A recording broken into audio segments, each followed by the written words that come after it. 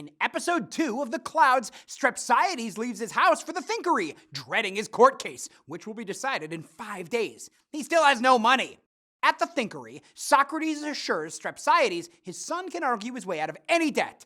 Strepsiades rejoices. He pleads with Phidippides to rescue him from the day of the old moon and the new, the first day of the month when creditors pursue debtors. Phidippides asks how a day can be old and new. 1 day can't be 2 days.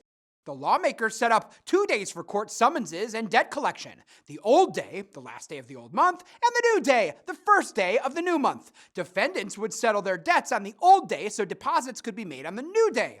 Strepsiades asks why judges don't accept payments after the new day, and Phidippides says the judges like to get money early out of greed. Satisfied with the explanation, Strepsiades sings a victory song and returns home. Pausias, one of Strepsiades' creditors, comes soon knocking with a friend as his witness. Strepsiades fetches a kneading basin for flour and asks Pausias what the object is. When Pausias calls it a basin, Strepsiades says it's a bassinet, and then he won't repay anyone foolish enough to call objects the wrong names. Amenius, another of Strepsiades' creditors, comes knocking next, limping and in pain. Strepsiades says Amenius is clearly not thinking straight after his injury. Then asks him if Zeus sends fresh water when it rains or if the sun sucks water into the sky from down below. Amenius doesn't know or care. Strepsiades claims it's unjust for him to repay someone with no interest in celestial things. Amenius tells Strepsiades to at least pay the interest on his loan.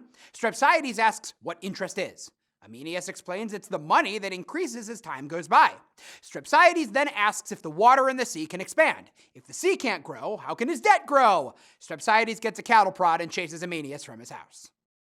Pausias and Amenius, who haven't been affected by the philosophies of the Thinkery, see what the audience sees, a pompous man trying to cheat them. Phidippides bases his argument on a deliberate misinterpretation of the way the courts define the old and new day, an argument intentionally hard to follow, let alone succeed in court. The argument is semantic. How can the same day be both old and new? It reflects the Sophists' willingness to bend language and the rules to their desires.